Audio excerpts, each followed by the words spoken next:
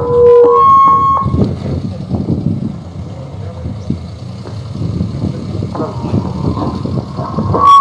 डाला समूह नगर निवासियों सब तो पहला फतेह अर्ज करते हैं। वाहिगुरू जी का खालसा श्री वाहिगुरू जी की फतेह। मैं राजा वड़िंग तोड़ा MLA और मेरे नाल साडे SDM साहब ओम प्रकाश जी, साडे बहुत ही सत्कारयोग DSP नरिंदर जी, SHO साडे नवप्रीत सिंह जी कोट भाई तो ते साडे सरपंच सरदार सुखदेव सिंह जी। मैं सारे प्रशासन वालों ते सरपंच साहब वालों ते आपदे वालों तुहानू बेनती करने वास्ते आए हैं कि ये जिहड़ी महामारी है बड़ी भयानक है ते खतरनाक है, लेकिन इहदे नाल लड़ाई लड़ी जा सकती है। पर अगर तुसी सारिਆਂ ने प्रशासन का साडा साथ दिता, सरपंच साहब का, असीं ये लड़ाई जित लवांगे। और अगर पिंड के नगर निवासियों ने साथ ना दिता तो फिर ये लड़ाई जितनी मुश्किल हो जाऊगी। सो तुहाडे पिंड दे विच काफी केस आ गए सन, लेकिन हुण जिहड़ा दुबारे सैंपलिंग हुई है 200 बंदे दी 250 दी, उहदे विचों केवल 8 बंदे आए हैं। इसका मतलब ये नहीं कि बीमारी खत्म हो गई है। ते जिहड़ा तुसीं 3-4 दिनों का घरां दे विच बैठे हो, इस करके बीमारी ते रोकथाम लग गई है। सो मेरी आप सब से हाथ जोड़ के सिमर थोड़े चरणों के विच बेनती है कि कृपा करके आपके घरां च रहो, कृपा करके घरां चों बाहर ना निकलो ते किसी को ना मिलो, मुंह नूं ढक के रखो। ते जिहड़े बंदियां नूं कोरोना होया होया वो निरंतर प्रशासन दे ते सरपंच साहब दे संपर्क में रहो। किसी नूं किसी चीज की जरूरत है, बेशक किसी नूं दवाई दी, बेशक किसी नूं मास्क दी, बेशक किसी नूं ऑक्सीजन दी, बेशक किसी नूं हस्पताल लेके जाना पऊ, सरपंच साहब ते प्रशासन ते असीं अपनी एंबूलेंस लैके तुहानू हस्पताल लेके जावांगे। आ नौजवान मुंडा खड़ा हसी जांदा है, मुंह ते मास्क ला ला छोटे वीर, अजकल जा ही 35-35 साल वाले रहे हैं। 32 तो 35 साल वाले लोग ज्यादा इस बीमारी का शिकार हो रहे हैं। और जेडे डरते हैं वो बच जाते हैं, जेडे डरते नहीं वो बचते नहीं गे। आ मेरा दोस्त सीगा 46 साल का मैंबर ऑफ पार्लियामेंट, जी सत श्री अकाल, ओदी मौत हो गई है कल परसों। मौजूदा MP दी, बड़े बड़े लोग मर रहे हैं। सो थानू फिक्र करने की लोड़ नहीं, भुंदड़ पेड़ा रहो। बेशक किसी का किसी नूं लेके जाना पवे, जे कोई गरीब है, दिहाड़ीदार है, चाहे कोई जिमीदार है, ये साडा फर्ज बनता है कि असीं ओहदा इलाज करावांगे। लेकिन तुहाडा ये फर्ज बनता है कि तुसीं घरां च रहो ते मास्क ला के रखो। कई बारी मैनूं कह दिंदे बड़ा डरदा है, सियाणे कहदे डर दे अगे जित हुंदी है। ते जिहड़ा कई बारी डरदा नहीं हुंदा वो फिर ਉਹਦੇ ਨਾਲ अनहोनी हो जाती है। खास करके मेरी बेनती है दोबारा फिर, जे कोरोना की लपेट च कोई आ गया बेशक उन्होंने कुछ ना होवे, लेकिन ਉਹਦੇ परिवार का 30-40-50 हज़ार का खर्चा भी कई बार प्राइवेट हस्पतालों च आ जाता है। ਤੇ ਨਾਲੇ 15 16 17 ਦੇ ਟੀਕੇ ਲਵਾਉਣੇ ਪੈਂਦੇ ਆ। ਇਸ ਤੋਂ ਬਿਹਤਰ ਹੈ ਕਿ ਆਪਦਾ ਕੰਮ ਘਰਾਂ ਦੇ ਵਿੱਚ ਆਪ ਕਰੋ, ਬਾਹਰੋਂ ਕੋਈ ਵਿਅਕਤੀ ਤੁਹਾਡੇ ਘਰ ਵਿੱਚ ਨਾ ਆਵੇ, ਰਿਸ਼ਤੇਦਾਰ ਭੈਣ ਭਰਾ ਨਾ ਆਵੇ, ਕਿਉਂਕਿ ਜਿਹੜੀ ਤੀਜੀ ਲਹਿਰ ਆ ਰਹੀ ਹੈ ਉਹ ਬੱਚਿਆਂ ਵਾਸਤੇ ਬਹੁਤ ਖਤਰਨਾਕ ਹੈ। ਜਿਵੇਂ ਕਿ ਬੁੱਧੀਜੀਵ ਦੱਸਦੇ ਆ, ਡਾਕਟਰ ਕੇ ਗਰਗ ਹੁੰਦੇ ਸੀ, ਉਹ ਵੀ ਚਲੇ ਗਏ। 250 300 ਡਾਕਟਰ ਚਲਾ ਗਿਆ ਜਿਹੜਾ ਕਰੋਨਾ ਦਾ ਇਲਾਜ ਕਰ ਰਿਹਾ ਸੀ, ਜਿਨ੍ਹਾਂ ਕੋਲੇ ਦਵਾਈਆਂ ਸਨ, ਜਿਹੜੇ ਆਪਦਾ ਇਲਾਜ ਕਰ ਸਕਦੇ ਸਨ, ਲੇਕਿਨ ਉਹ ਤੁਹਾਡੀ ਸੇਵਾ ਕਰਦੇ। 250 ਤੋਂ 300 ਡਾਕਟਰ ਵਿਚਾਰਾ ਇਸ ਬਿਮਾਰੀ ਦੀ ਭੇਟ ਚੜ ਗਿਆ ਲੋਕਾਂ ਦਾ ਇਲਾਜ ਕਰਦਾ ਕਰਦਾ। ਸੋ ਮੇਰੀ ਆਪ ਦੇ ਸਨਮੁਖ ਬੇਨਤੀ ਹੈ, ਇਹਦੇ ਨਾਲ ਨਜਿੱਠਿਆ ਜਾ ਸਕਦਾ ਬਿਮਾਰੀ ਨਾਲ, ਲੇਕਿਨ ਜੇ ਆਪਾਂ ਆਪਸ ਵਿੱਚ ਸਿਆਣੇ ਹੋ ਜਾਈਏ, ਭੋਗਾਂ ਤੇ ਵਿਆਹਾਂ ਤੇ ਇਕੱਠ ਕਰਨ ਦੀ ਲੋੜ ਨਹੀਂ ਹੈ, ਪਰ ਚਿੰਤਾ ਵੀ ਨਾ ਕਰੋ। ਕਈ ਵਾਰੀ ਮਨ ਹੁੰਦਾ ਵੀ ਕਿਸੇ ਨੂੰ ਕਰੋਨਾ ਹੋ ਗਿਆ ਤਾਂ ਸਾਡਾ ਇਲਾਜ ਕੌਣ ਕਰੇਗਾ, ਸਾਨੂੰ ਪੁੱਛੂਗਾ ਕੌਣ। ਇਹ ਸਾਡੀ ਜ਼ਿੰਮੇਵਾਰੀ ਹੈ, ਅਸੀਂ ਆਪਦਾ ਫਰਜ਼ ਨਿਭਾਵਾਂਗੇ, ਤੁਸੀਂ ਕੇਵਲ ਇਤਲਾਹ ਦੇਣੀ ਹੈ। ਔਰ ਜਿਹਨੂੰ ਖਾਂਸੀ ਖੰਘ ਜ਼ੁਕਾਮ ਹੈ ਉਹ ਘਰ ਦੇ ਵਿੱਚ ਨਾ ਬੈਠਾ ਰਵੇ, ਟੈਸਟ ਕਰਾਵੇ। ਕਈ ਵਾਰੀ ਡਰਦੇ ਬੰਦੇ ਘਰ 'ਚ ਬੈਠੇ ਰਹਿੰਦੇ ਆ ਤੇ ਘਰ ਦੇ ਬੈਠੇ ਨਾਲ ਫੇਰ ਉਹਦੀ ਬਿਮਾਰੀ ਵੱਧ ਜਾਂਦੀ ਹੈ ਤੇ ਬਿਮਾਰੀ ਵਧਣ ਦੇ ਨਾਲ ਫਿਰ ਉਹਦਾ ਇਲਾਜ ਨਹੀਂ ਕੋਈ ਹੁੰਦਾ, ਫਿਰ ਮੁਸ਼ਕਿਲ ਹੋ ਜਾਂਦਾ ਹੈ। ਜੇ ਬਿਮਾਰੀ ਨੂੰ ਮੌਕੇ ਤੇ ਫੜ ਲਿਆ ਜਾਵੇ, ਉਹਦੀ ਰੋਕਥਾਮ ਹੋ ਜਾਂਦੀ ਹੈ। ਕਈ ਲੋਕ ਘਰਾਂ ਦੇ ਵਿੱਚ ਬੁਖਾਰ ਚੜ੍ਹਦੇ ਨੂੰ 3-3 ਦਿਨ ਹੋ ਗਏ ਘਰਾਂ 'ਚ ਬੈਠੇ ਆ, ਦੱਸਦੇ ਨਹੀਂ ਡਰਦੇ। ਜਿਹਨੂੰ ਪਹਿਲੇ ਦਿਨ ਬੁਖਾਰ ਹੋਇਆ ਉਹ ਪਹਿਲੇ ਦਿਨ ਹੀ ਦੱਸੋ ਭਾਈ, ਤਾਂ ਜੋ ਅਸੀਂ ਉਹਦਾ ਟੈਸਟ ਕਰਾ ਕੇ ਉਹਨੂੰ ਦਵਾਈ ਚਾਲੂ ਕਰੀਏ। ਤੇ 4 ਦਿਨਾਂ ਬਾਅਦ ਦੱਸੋਗੇ, ਫਿਰ ਅਣਹੋਣੀ ਹੋ ਸਕਦੀ ਹੈ, ਸਾਡੇ ਵੱਸ ਤੋਂ ਬਾਹਰ ਹੋ ਸਕਦਾ ਹੈ। ਕੋਸ਼ਿਸ਼ ਕਰੋ ਠੰਡੀ ਚੀਜ਼ ਹੀ ਨਾ ਖਾਓ, ਗਰਮ ਪਾਣੀ ਪੀਓ, ਭਾਫ ਲੈ ਲਓ ਤੇ ਕੋਸ਼ਿਸ਼ ਕਰੋ ਅਸੀਂ ਇੱਕ ਦੂਜੇ ਨੂੰ ਮਿਲਣਾ ਨਹੀਂ। ਔਰ ਸਾਇੰਟਿਸਟ ਹੋਰ ਇਹ ਗੱਲ ਵੀ ਦੱਸ ਕੇ ਗਏ ਆ ਕਿ ਜਿਹੜੇ ਇਲਾਕੇ 'ਚ ਜ਼ਿਆਦਾ ਕੇਸ ਹੋ ਜਾਂਦੇ ਆ, ਜਿਵੇਂ ਅਮਰੀਕਾ ਦੇ ਨਿਊਯਾਰਕ 'ਚ ਹੋਏ ਸੀ, ਬੰਬਈ ਹੋ ਗਏ, ਦਿੱਲੀ ਹੋ ਗਏ, ਜਿੱਥੇ ਭੀੜਾ ਇਲਾਕਾ ਉੱਥੇ ਫਿਰ ਕਰੋਨਾ ਹਵਾ 'ਚ ਹੋ ਜਾਂਦਾ, ਹਵਾ 'ਚ, ਕਿਉਂਕਿ ਸਾਡੇ ਮੂੰਹ 'ਚੋਂ ਨਿਕਲੇ ਹੋਏ ਜਿਹੜੇ ਕੀਟਾਣੂ ਹੈ ਉਹ 2 ਘੰਟੇ ਹਵਾ 'ਚ ਰਹਿੰਦੇ, ਉਸ ਤੋਂ ਬਾਅਦ ਜ਼ਮੀਨ ਤੇ ਡਿੱਗਦੇ ਆ। ਤੁਹਾਡੇ ਪਿੰਡ ਦੇ ਵਿੱਚ ਜਿਵੇਂ 170 ਕੇਸ ਹੈ, ਜੇ ਉਹ ਸਾਰੇ ਬਾਹਰ ਫਿਰਦੇ ਰਹਿਣਗੇ ਤਾਂ ਫਿਰ ਭੂੰਦੜ ਦੇ ਆਲੇ ਦੁਆਲੇ ਦੀ ਹਵਾ ਦੇ ਵਿੱਚ ਹੋ ਜਾਊਗਾ, ਤੇ ਜੇ ਮਾਸਕ ਨਾ ਲਾਇਆ ਹੋਇਆ ਤਾਂ ਤੁਹਾਡੇ ਮੂੰਹ ਤੇ ਵੀ ਹੋ ਸਕਦਾ।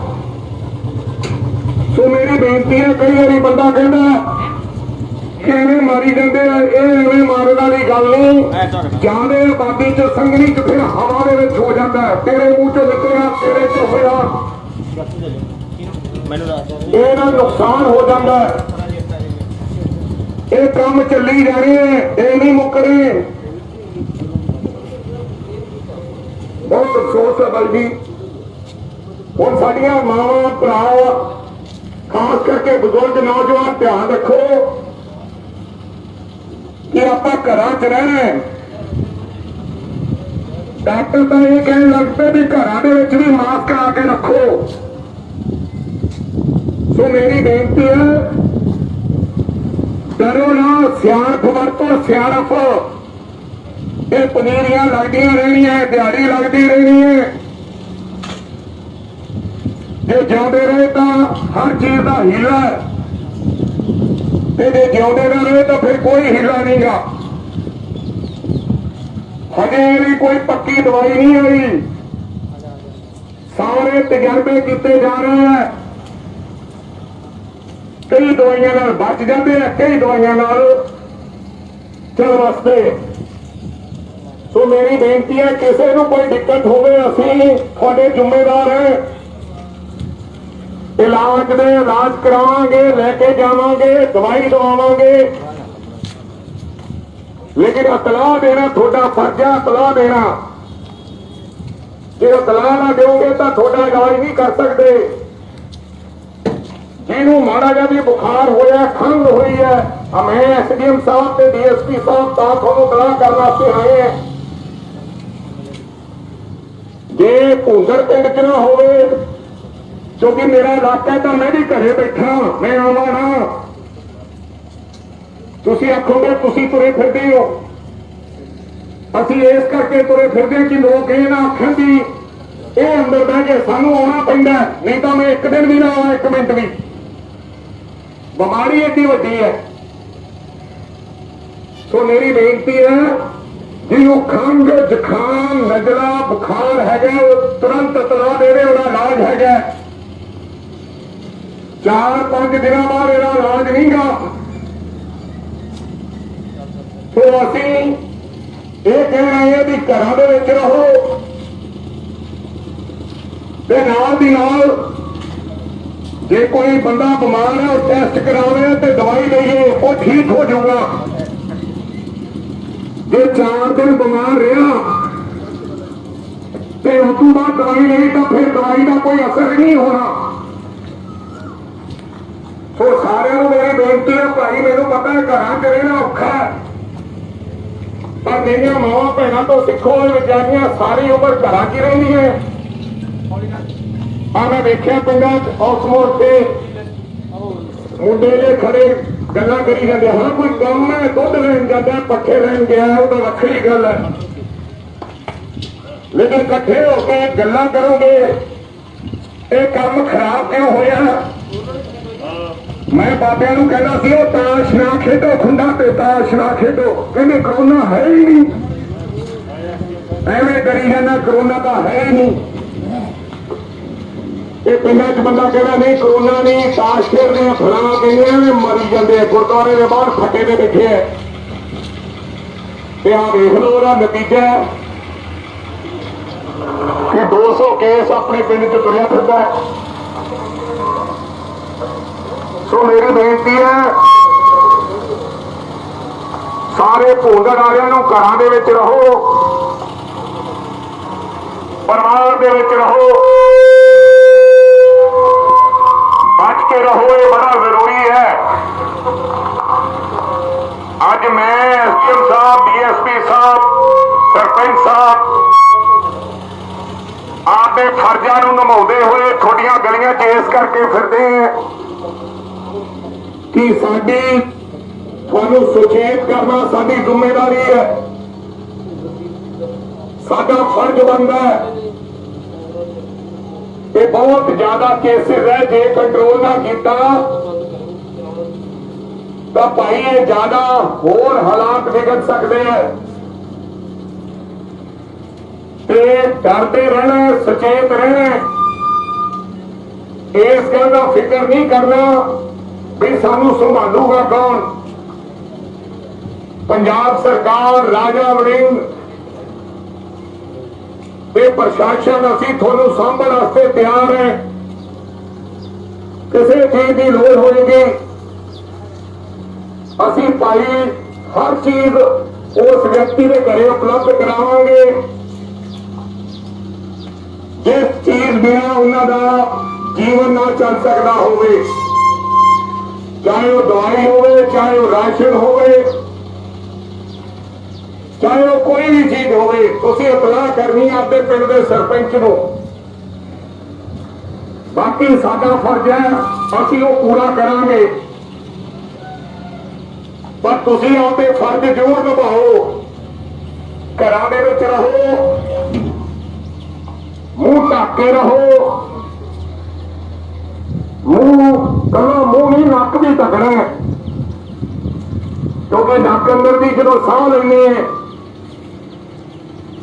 ਉਦੋਂ ਵੀ ਇਹ ਬਿਮਾਰੀ ਹੋ ਸਕਦੀ ਹੈ। ਸੋ ਮੇਰੀ ਬੇਨਤੀ ਹੈ, ਤੁਸੀਂ ਆਖੋਗੇ ਤੁਸੀਂ ਗਲੀਆਂ 'ਚ ਕਿਵੇਂ ਤੁਰੇ ਫਿਰਦੇ ਹੋ। ਅਸੀਂ ਗਲੀਆਂ 'ਚ ਇਸ ਕਰਕੇ ਆਏ ਹਾਂ ਕਿਉਂਕਿ ਜ਼ਿੰਮੇਵਾਰ ਹੋਣ ਦੇ ਨਾਤੇ ਸਾਡੀ ਜ਼ਿੰਮੇਵਾਰੀ ਬਣਦੀ ਹੈ।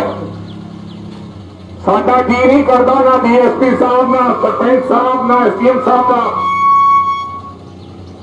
ਲੇਕਿਨ ਸਾਡਾ ਫਰਜ਼ ਵੀ ਬਣਦਾ ਹੈ ਵੀ ਜਿੱਥੇ ਲੋਕਾਂ ਨੇ ਸਾਨੂੰ ਚੁਣ ਕੇ ਭੇਜਿਆ, ਅਗਰ ਉਸ ਪਿੰਡ ਦੇ ਕੋਈ ਉਸ ਇਲਾਕੇ ਤੇ ਆਫਤ ਆਉਂਦੀ ਹੈ ਤੇ ਅਸੀਂ ਉੱਥੇ ਆਪਦੇ ਫਰਜ਼ਾਂ ਦੀ ਪੂਰਤੀ ਕਰੀਏ। ਇਸ ਕਰਕੇ ਅਸੀਂ ਗਲੀਆਂ 'ਚ ਫਿਰਦੇ ਹਾਂ। ਸਾਨੂੰ ਵੀ ਕਈ ਵਾਰੀ ਘਰ ਦੇ ਕਹਿ ਦਿੰਦੇ ਆ ਵੀ ਭਾਈ ਕਿੱਧਰ ਚੱਲੇ ਹੋ, ਜਰਾ ਸੰਭਾਲ ਕੇ, ਕਿਉਂਕਿ ਮੁੜ ਕੇ ਭਾਈ ਕੋਈ ਬਹਿ ਨਹੀਂ ਹੁੰਦਾ। ਵੱਡੇ ਵੱਡੇ ਲੋਕ ਜਿਹੜੇ ਮਰ ਗਏ ਉਹਨਾਂ ਨੂੰ ਬੰਦ ਕਰਕੇ ਉਹਨਾਂ ਨੂੰ ਮੂੰਹ ਵੇਖਣਾ ਆਪਦੇ ਘਰਦਿਆਂ ਦਾ ਮਿਲਿਆ ਨਹੀਂ। ਮੇਰੇ ਤਾਂ ਆਪਦੇ ਸੋਹਣਾ ਸਾਹਿਬ ਦੀ ਪਿਛਲੇ 6-7 ਮਹੀਨੇ ਪਹਿਲਾਂ ਮੌਤ ਹੋ ਗਈ ਸੀ ਕਰੋਨਾ ਨਾਲ। ਫਿਰ ਮੂੰਹ ਨਹੀਂ ਵੇਖ ਸਕੇ, ਬੰਨ ਕੇ ਲਿਆਂਦਾ ਉਹਨਾਂ ਨੂੰ, ਕੱਪੜੇ ਉੱਤੋਂ ਪੈਕ ਕਰ ਦਿੰਦੇ ਆ, ਸਿੱਧਾ ਸ਼ਮਸ਼ਾਨ ਘਾਟ ਲੈ ਕੇ ਜਾਂਦੇ ਆ। ਸੋ ਇਸ ਤੋਂ ਚੰਗਾ ਬਾਅਦ ਚ ਪਛਤਾਇਆ ਕੁਝ ਨਹੀਂ ਬਣਦਾ। ਆਪਾਂ ਸੁਚੇਤ ਰਹੀਏ। ਹਾਂ, ਜੇ ਆਪਾਂ ਸਾਰਾ ਕੁਝ ਹੀਲਾ ਵਸੀਲਾ ਕਰਕੇ ਵੀ ਕੋਈ ਬਿਮਾਰੀ ਹੋ ਜਾਂਦੀ ਹੈ ਫਿਰ ਤਾਂ ਮਹਾਰਾਜ ਦੇ ਵੱਸ ਹੈ। ਪਰ ਇਹ ਨਾ ਕਹੀਏ ਵੀ ਕੁਝ ਨਹੀਂ ਹੁੰਦਾ, ਕੁਝ ਨਹੀਂ ਹੁੰਦਾ ਹੀ ਕੰਮ ਖਰਾਬ ਕਰ ਦਿੰਦਾ ਹੈ। ਅੱਜ ਕੱਲ ਇੱਕ ਹੋਰ ਨਵੀਂ ਬਿਮਾਰੀ ਕਈ ਵਾਰੀ ਫਿਰ ਇਹ ਦਵਾਈਆਂ ਸਖਤ ਦੇਣ ਨਾਲ ਹੋਰ ਬਿਮਾਰੀ ਹੋਣ ਲੱਗ ਪਈ ਹੈ। ਉਹਨੂੰ ਬਲੈਕ ਫੰਗਸ ਕਹਿੰਦੇ ਆ, ਪੰਜਾਬੀ ਚ ਕਾਲੀ ਉੱਲੀ। ਆ ਮੈਨੂੰ ਕੋਟ ਭਾਈ ਦੇ ਕਈ ਕੇਸ ਆਏ, ਰਾਜੂ ਕੋਟ ਭਾਈ ਕਾ ਦੱਸਦਾ ਸੀ ਉਹ ਜਿਹਨੂੰ ਹੋ ਜਾਂਦੀ ਅੱਖ ਕੱਢਣੀ ਪੈਂਦੀ ਹੈ, ਜਵਾਰਾ ਕੱਢਣਾ ਪੈਂਦਾ। ਸੋ ਅਸੀਂ ਵਾਤਾਵਰਨ ਦੂਸ਼ਿਤ ਕਰ ਚੁੱਕੇ ਹਾਂ। ਹਰ ਬੰਦੇ ਦੇ ਦਰਖਤ ਵੱਧ ਆਪਦੇ ਘਰਾਂ ਚੋਂ, ਜ਼ਮੀਨ ਚੋਂ, ਕਿਉਂਕਿ ਦਰਖਤ ਰੱਖਣ ਨਾਲ ਛਾਂ ਪੈਂਦੀ ਹੈ ਤੇ ਫਸਲ ਖਰਾਬ ਹੁੰਦੀ ਹੈ। ਲੇਕਿਨ ਅਸੀਂ ਸਾਰਿਆਂ ਨੇ ਇਹ ਸੋਚਿਆ ਵੀ ਫਸਲ ਤਾਂ ਖਰਾਬ ਹੋ ਜੂ ਤਾਂ ਹੋ ਜੂ, ਦੁਨੀਆ ਖਰਾਬ ਹੋ ਜੂ। ਅੱਜ ਆਕਸੀਜਨ ਤੋਂ ਕਮੀ ਹੋ ਗਈ, ਆਕਸੀਜਨ ਦੀ ਸਾਹ ਲੈਣਾ ਮੁਸ਼ਕਿਲ ਹੋ ਗਿਆ। ਗੁਰਦੁਆਰੇ ਤਾਂ ਸਾਰੇ ਜਾਂਦੇ ਆ, ਪਰ ਗੁਰਦੁਆਰੇ ਗੁਰੂ ਨਾਨਕ ਸਾਹਿਬ ਨੇ ਗੁਰੂ ਗ੍ਰੰਥ ਸਾਹਿਬ ਤੇ ਲਿਖਿਆ ਪਵਨ ਗੁਰੂ ਤੇ ਪਾਣੀ ਪਿਤਾ। ਪਵਨ ਹਵਾ ਨੂੰ ਗੁਰੂ ਕਿਹਾ ਗਿਆ ਤੇ ਪਾਣੀ ਨੂੰ ਪਿਤਾ ਕਿਹਾ ਗਿਆ। ਉਹ ਸਾਰਾ ਦੂਸ਼ਿਤ ਕਰਤਾ ਅਸੀਂ ਕੋਠੀਆਂ ਦੇ ਚੱਕਰਾਂ 'ਚ ਤੇ ਪੈਸਿਆਂ ਦੇ ਚੱਕਰਾਂ 'ਚ। ਉਹਦੇ ਵਿੱਚ ਕਸੂਰਵਾਰ ਨਹੀਂ ਹੈ, ਸਾਰਾ ਪੰਜਾਬ ਕਸੂਰਵਾਰ ਹੈ, ਸਾਰਾ ਦੇਸ਼ ਕਸੂਰਵਾਰ ਹੈ। ਸੋ ਕੀ ਵਾਲਾ ਬਲਦੇਵ ਜੀ ਘਰੇ ਰਹਿਣਾ। ਸੋ ਮੇਰੀ ਬੇਨਤੀ ਹੈ, ਇਹ ਸਾਰੀਆਂ ਚੀਜ਼ਾਂ ਤੋਂ ਸ਼ਾਇਦ ਸੱਚੇ ਪਾਤਸ਼ਾਹ ਨੇ ਸਾਨੂੰ ਇਹ ਸੁਚੇਤ ਕੀਤਾ ਵੀ ਬਾਈ ਬਚ ਜਾਓ, ਆਉਣ ਵਾਲਾ ਸਮਾਂ ਪਤਾ ਨਹੀਂ ਹੋਰ ਕਿੰਨਾ ਭਿਆਨਕ ਹੋ ਸਕਦਾ। ਸੋ ਮੇਰੀ ਬੇਨਤੀ ਹੈ, ਘਰਾਂ 'ਚ ਰਹੋ, ਮੂੰਹ ਬੰਨ ਕੇ ਰੱਖੋ, ਕਿਸੇ ਦੇ ਨੇੜੇ ਨਾ ਜਾਓ। ਡਾਕਟਰ ਸਾਹਿਬ ਦਾ ਤਾਂ ਚਲਾਨ ਕੱਟੋ, ਜਦੋਂ ਮਾਸਕ ਗਲੇ 'ਚ ਪਾਇਆ ਤੇ ਮੂੰਹ 'ਚ ਨਹੀਂ ਪਾਇਆ, ਇਹ ਵਿਖਾਵੇ ਵਾਸਤੇ ਥੋੜੀ ਪਾਇਆ। ਸੋ ਮੇਰੀ ਬੇਨਤੀ ਹੈ ਕਿ ਅਸੀਂ ਤੁਹਾਡੇ ਵਾਸਤੇ ਹਾਜ਼ਰ ਹਾਂ। ਮੈਂ ਐਸਡੀਐਮ ਸਾਹਿਬ ਤੇ ਪ੍ਰਸ਼ਾਸਨ ਜਿਸ ਚੀਜ਼ ਦੀ ਜ਼ਰੂਰਤ ਹੋਏਗੀ, ਸਰਪੰਚ ਸਰਪੰਚ ਜੀ ਤੁਸੀਂ ਜੋ ਮਾਤਾ ਜੀ ਅਸੀਂ ਤੁਹਾਨੂੰ ਮੁਹੱਈਆ ਕਰਾਵਾਂਗੇ। ਲੇਕਿਨ ਮੇਰੀ ਬੇਨਤੀ ਹੈ, ਪਿੰਡ ਵਾਲਿਆਂ ਨੂੰ ਦੇਖੋ ਆਪਦੇ ਘਰਾਂ ਦੇ ਵਿੱਚ ਰਹਿਣ ਤੇ ਘਰ ਦੇ ਵਿੱਚ ਵੀ ਇੱਕ ਦੂਜੇ ਤੋਂ ਦੂਰ ਰਹਿਣ। ਡਾਕਟਰਾਂ ਨੇ ਤਾਂ ਇਹ ਵੀ ਲਿਖਿਆ ਕਿ ਤੁਸੀਂ ਆਪਦੇ ਬੱਚਿਆਂ ਨੂੰ ਕਈ ਵਾਰੀ ਪਿਆਰ ਕਰਦੇ ਹੋ, ਜੱਫੀ ਪਾਉਂਦੇ ਹੋ, ਉਹਨੂੰ ਨੇੜੇ ਸੱਦ ਕੇ ਪਿਆਰ ਦਿੰਦੇ, ਇਹ ਵੀ ਦੇਣਾ ਇਹ ਬੰਦ ਕਰ ਦਿਓ ਥੋੜਾ ਚਿਰ ਵਾਸਤੇ, ਜਿਹਦਾ ਜ਼ਿਕਰ ਬਿਮਾਰੀ ਹੈ। ਸਤਿ ਸ਼੍ਰੀ ਅਕਾਲ ਭਾਈ। ਹੋ ਸਕਦਾ ਤੁਹਾਨੂੰ ਉਹ ਬਿਮਾਰੀ ਹੋਵੇ ਜਦੋਂ ਤੁਸੀਂ ਬੱਚੇ ਦੇ ਨੇੜੇ ਜਾਓ ਤਾਂ ਉਹਨੂੰ ਵੀ ਹੋ ਜਾਏ। ਇਹ ਤੋਂ ਚੰਗਾ 7-8 ਫੁੱਟ ਦੀ ਦੂਰੀ ਬਣਾ ਕੇ ਰੱਖੋ, ਘਰਾਂ ਦੇ ਵਿੱਚ ਵੀ ਦੂਰੀ ਬਣਾ ਕੇ ਰੱਖੋ ਇੱਕ ਦੂਜੇ ਤੋਂ। ਸੋ ਇਹ ਜ਼ਰੂਰੀ ਸੂਚਨਾਵਾਂ ਹਨ। ਹਜੇ ਕਰੋਨਾ ਗਿਆ ਨਹੀਂ ਤੇ ਸਾਇੰਟਿਸਟ ਕਹਿੰਦੇ ਆ ਕਿ ਕਰੋਨਾ ਹੋਰ ਜ਼ਿਆਦਾ ਵੱਧ ਸਕਦਾ ਹੈ। ਸਾਰੀ ਦੁਨੀਆ ਨੇ ਭਾਰਤ ਦੇ ਪ੍ਰਤੀ ਚਿੰਤਾ ਜ਼ਾਹਿਰ ਕੀਤੀ ਹੈ। ਸੋ ਮੈਂ ਆਪਦਾ ਫਰਜ਼ ਸਮਝਦੇ ਹੋਏ ਤੁਹਾਨੂੰ ਸੁਚੇਤ ਕਰਨ ਵਾਸਤੇ ਆਏ ਹਾਂ।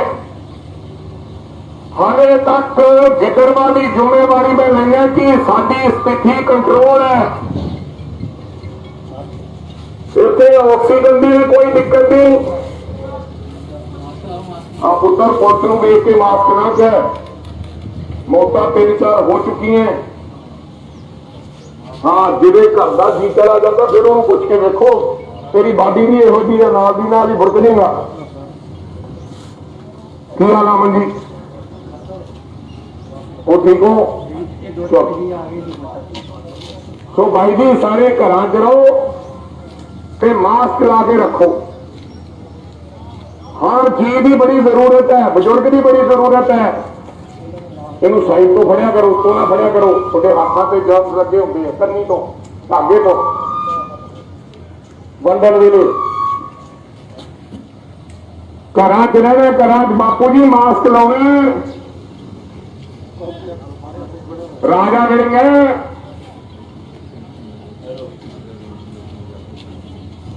ਸੋ ਸਾਰਿਆਂ ਨੂੰ ਇਹ ਬੇਨਤੀ ਹੈ, ਤਗੜੇ ਹੋ ਕੇ ਇਸ ਬਿਮਾਰੀ 'ਚ ਤੁਸੀਂ ਪਿੰਡ ਵਾਲਿਆਂ ਦਾ ਆਪਦਾ ਸਾਥ ਦੇਣਾ। ਸੋ ਬੜੀ ਭਿਆਨਕ ਬਿਮਾਰੀ ਹੈ, ਹਰੇ ਗਏ ਨਹੀਂ, ਘਰਾਂ ਦੇ ਵਿੱਚ ਰਹੋ। ਕੀ ਹਾਲ? ਅਸੀਂ ਆਪਦਾ ਫਰਜ਼ ਨਿਭਾਉਂਦੇ ਹੋਏ ਤੁਹਾਨੂੰ ਸੁਚੇਤ ਕਰਨ ਵਾਸਤੇ ਆਏ ਆ। ਕਿਸੇ ਵੀ ਵਿਅਕਤੀ ਨੂੰ ਕੋਈ ਦਿੱਕਤ ਹੋਵੇ ਤਾਂ ਸਰਪੰਚ ਸਾਹਿਬ ਨੂੰ ਦੱਸ ਦਿਓ, ਮੈਨੂੰ ਦੱਸ ਦਿਓ, ਪ੍ਰਸ਼ਾਸਨ ਨੂੰ ਦੱਸ ਦਿਓ, ਐਸਡੀਐਮ ਸਾਹਿਬ ਨਾਲ।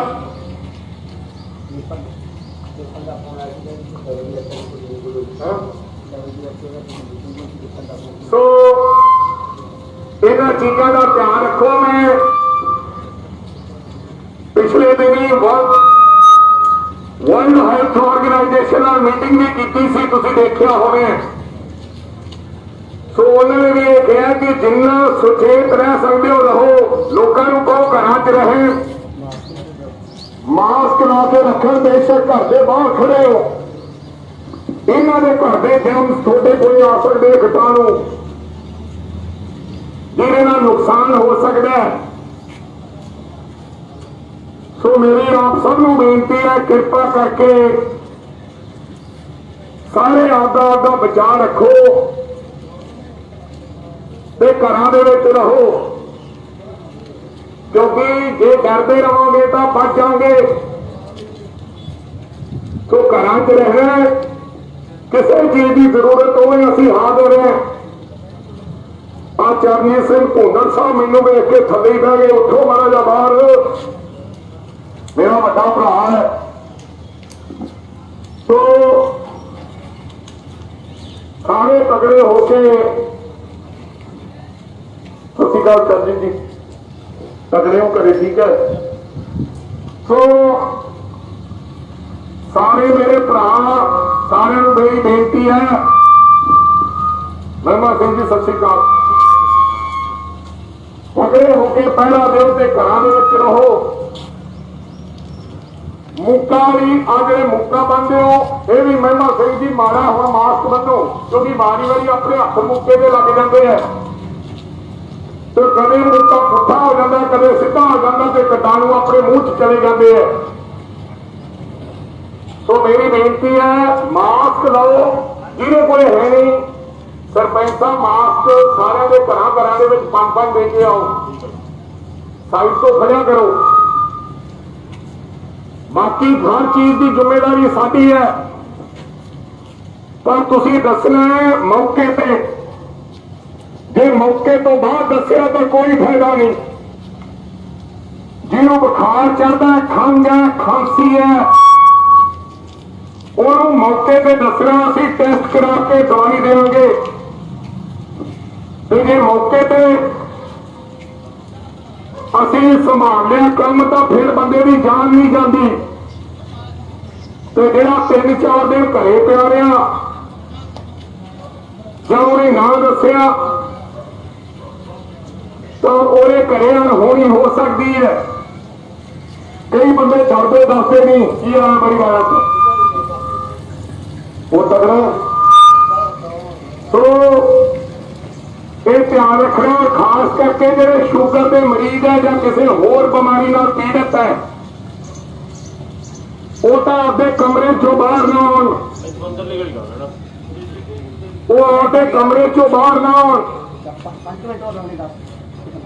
ਸੋ ਮੇਰੀ ਆਪਦੇ ਸਾਹਮਣੇ ਬੇਨਤੀ ਹੈ ਕਿ ਬੜੀ ਭਿਆਨਕ ਬਿਮਾਰੀ ਹੈ, ਇਸ ਬਿਮਾਰੀ ਤੋਂ ਬਚ ਕੇ ਰਹਿਣਾ, ਸਚੇਤ ਰਹਿਣਾ। ਜਿਹੜਾ ਬੰਦਾ ਬਚ ਗਿਆ, ਧਿਆਨ ਰੱਖਿਆ, ਉਹ ਭਾਈ ਬਚ ਜਾਏਗਾ। ਹੁਣ ਮੈਂ ਘਰੇ ਜਾਊਂਗਾ ਆਪੇ, ਤੇ ਜਾ ਕੇ ਘਰੇ ਜਾਣ ਤੋਂ ਪਹਿਲਾਂ ਕੱਪੜੇ ਲੀੜੇ ਬਾਹਰ ਲਾ ਕੇ ਜਾਊਂਗਾ ਤੇ ਨਹਾਵਾਂਗੇ, ਫੇਰ ਘਰ ਦੇ ਅੰਦਰ ਜਾਵਾਂਗੇ, ਤਾਂ ਜੋ ਕੱਪੜੇ ਤੇ ਵੀ ਕੀਟਾਣੂ ਹੋ ਸਕਦੇ ਆ। ਸੋ ਕਈ ਡਰਦੇ ਨਹੀਂ, ਮੈਂ ਇੱਥੋਂ ਵੀ ਨਹੀਂ ਪੜਕਿਆ, ਸਾਰੇ ਮੇਰੇ ਦਿਲ ਹੀ ਹੈ। ਇੱਥੇ ਬੈਠੇ ਗੱਲਾਂ ਕਰੀ ਯਾਰ, ਪਤੰਦਰੋਂ ਘਰੇ ਕਰ ਲੋ। ਮੇਰੇ ਭਰਾ, ਮੈਨੂੰ ਥੋੜੀ ਲੋੜ ਹੈ, ਤੁਹਾਡੇ ਬਿਨਾਂ ਮੇਰਾ ਕੰਮ ਨਹੀਂ ਚੱਲਣਾ।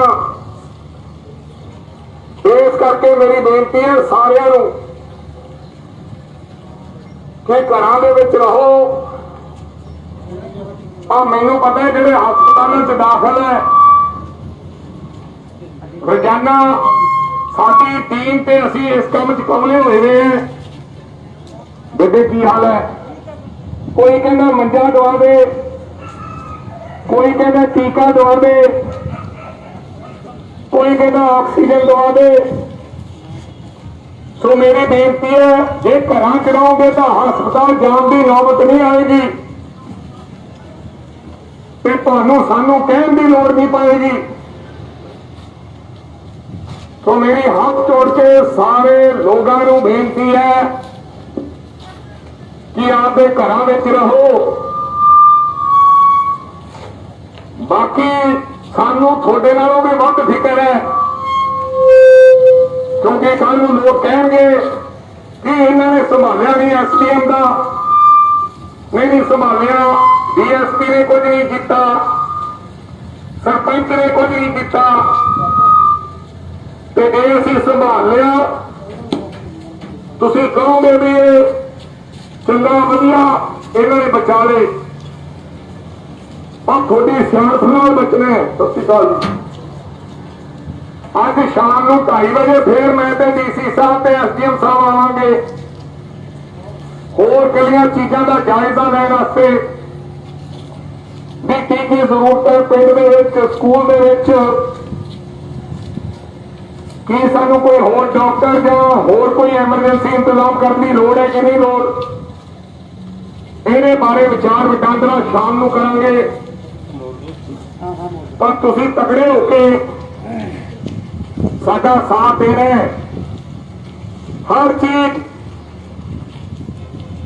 ਜਿਹੜੀ ਕਿਸੇ ਦੇ ਘਰੇ ਜ਼ਰੂਰਤ ਹੋਈ, ਬੇਸ਼ੱਕ ਦਵਾਈ ਦੀ ਤੇ ਬੇਸ਼ੱਕ ਰਾਸ਼ਨ ਦੀ,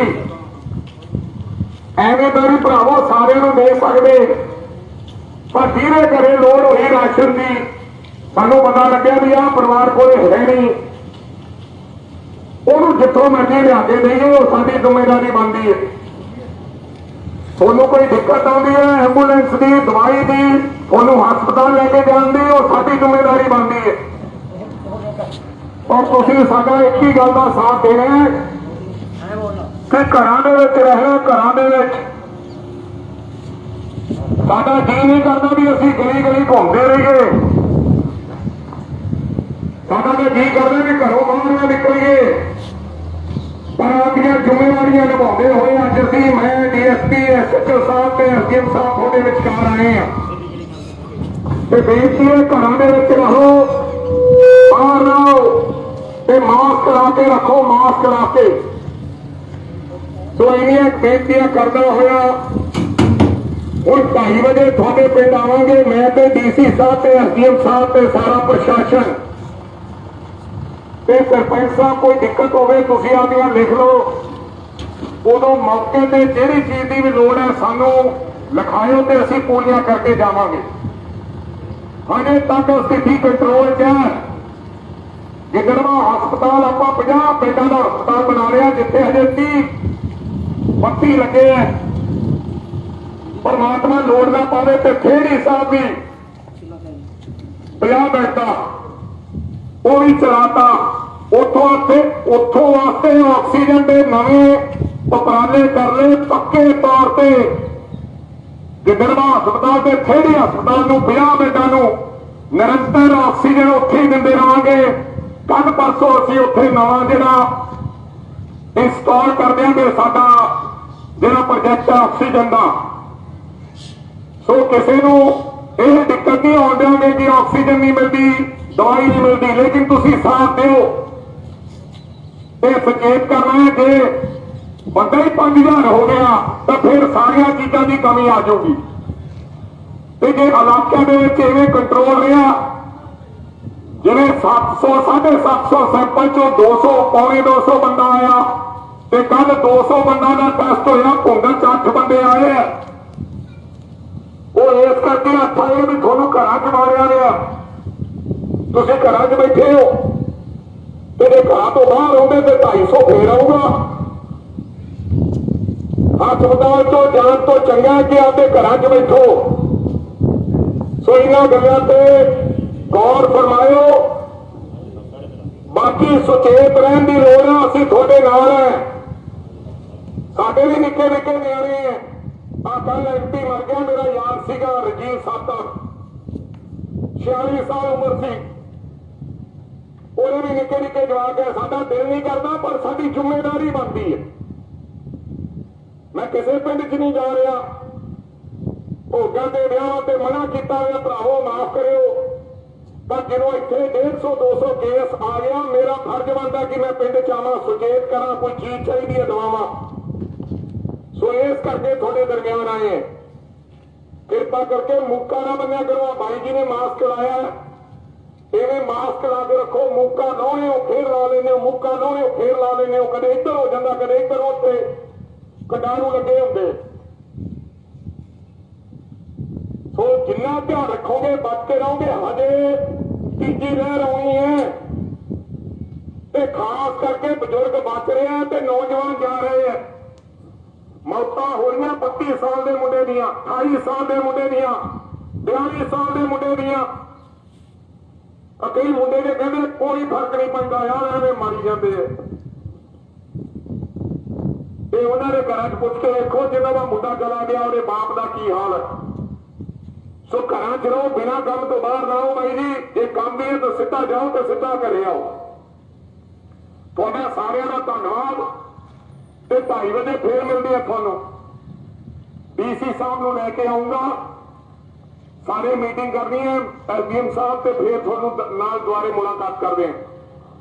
ਪਰਮਾਤਮਾ ਤੁਹਾਨੂੰ ਚੜ੍ਹਦੀ ਕਲਾ ਬਖਸ਼ੇ, ਤੰਦਰੁਸਤੀਆਂ ਬਖਸ਼ੇ, ਨਿਆਮਤਾਂ ਬਖਸ਼ੇ, ਖੁਸ਼ੀਆਂ ਬਖਸ਼ੇ ਤੇ ਜਲਦੀ ਅਸੀਂ ਕਰੋਨਾ ਤੇ ਜਿੱਤ ਪਾ ਲਈਏ। ਇਹ ਬਾਬਾ ਭੁੰਦੜ ਸਾਹਿਬ ਅਸੀਂ ਅਰਦਾਸ ਬੇਨਤੀ ਕਰਦੇ ਹਾਂ ਤੁਹਾਡੇ ਚਰਨਾਂ ਵਿੱਚ। ਇਹ ਤਾਂ ਸ਼ਕਤੀ ਵਾਲੀ ਧਰਤੀ ਹੈ, ਇਸੇ ਕਰਕੇ ਤੁਹਾਡੀ ਕਿਰਪਾ ਹੈ। ਨਹੀਂ ਤਾਂ 200 ਕੇਸ ਆ ਜਾਂਦਾ ਤਾਂ ਹਨੇਰੀ ਮੱਚ ਜਾਂਦੀ। ਇੱਥੇ ਪਰਮਾਤਮਾ ਦੀ ਕਿਰਪਾ ਵੀ ਹੈ। ਸੋ ਧਿਆਨ ਰੱਖੋ। ਵਾਹਿਗੁਰੂ ਜੀ ਕਾ ਖਾਲਸਾ, ਸ੍ਰੀ ਵਾਹਿਗੁਰੂ ਜੀ ਕੀ ਫਤਿਹ।